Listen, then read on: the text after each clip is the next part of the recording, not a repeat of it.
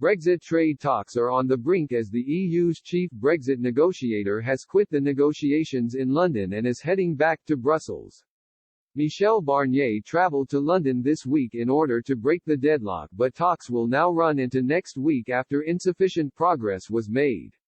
With talks dragging on, the two sides have failed to meet the EU's deadline of the middle of this month.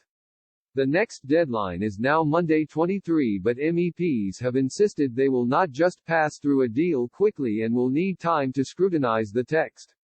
Talks are on the brink as the two sides have just days to secure a deal.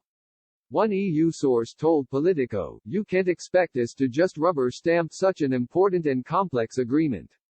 In contrast to the EU, if a trade agreement is reached, due to Boris Johnson's majority in Parliament, it is expected the deal will pass through the Commons much easier than in Brussels, where every member state is represented. A second source said, EU countries need time to scrutinise the text. The role of EU member states is more than just endorsing the deal. If that's what the European Commission has in mind, it will be disastrous. This is a delicate and fragile process, which the UK doesn't seem to understand. If a deal is not reached by next week ahead of the EU leaders' video conference, Brussels is expected to contemplate no-deal contingency planning.